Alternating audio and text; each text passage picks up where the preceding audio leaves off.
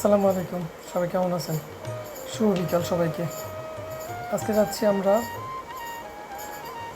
ডাঙ্গা বাজার, গরুরনদী এবং নান খেতে। যেতে যেতে আমরা সবাই রাস্তাটা উপভোগ করলাম। দুই দিকে চমৎকার ফসলের মাঠ, কৃষকরা তাদের ধান উঠাচ্ছে, ধান নিচ্ছে। তো সবচেয়ে বেশি মজা লাগলো, সবচেয়ে বেশি ভালো লাগলো এই যে দেখেন কত সুন্দর এই রাস্তাটা, শুধু সবুজ সবুজ, রাস্তার দুই পাশে গাছ। এখানে একটা বট গাছ দেখলাম, চমৎকার ওরা দাঁড়িয়ে আছে।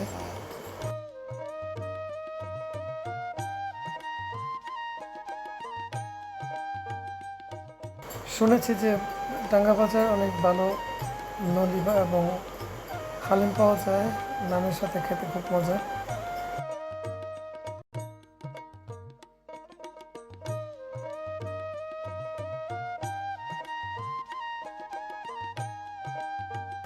রাস্তার দুদিকের দৃশ্য খুবই উপভোগ্য ছিল। আমরা গিয়েছিলাম প্রায় দুপুরবেলা, তখন 3টা সাড়ে 3টা বাজে।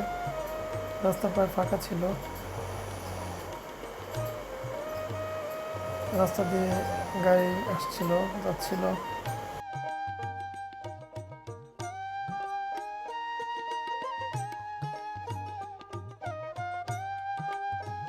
আমরা চলে আসলাম শীতলক্ষা নদীর ধারে। বাইক দিয়ে যাচ্ছি, বাইক দ্রুত চলছিল, দুই পাশটা অসাধারণ লাগতেছিল। তো চলো আমরা দেখি আমাদের রাস্তার দুই ধারের সৌন্দর্য, শীতলক্ষার সৌন্দর্য।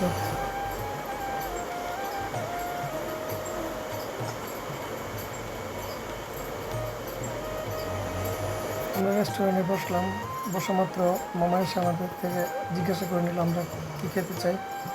তো আমরা মামাকে দেখিয়ে দেওয়ার জন্য চলে আসলাম আমার হাড়ির কাছে। দেখলাম কত সুন্দর করে নলিগুলো সাজিয়ে রাখছে।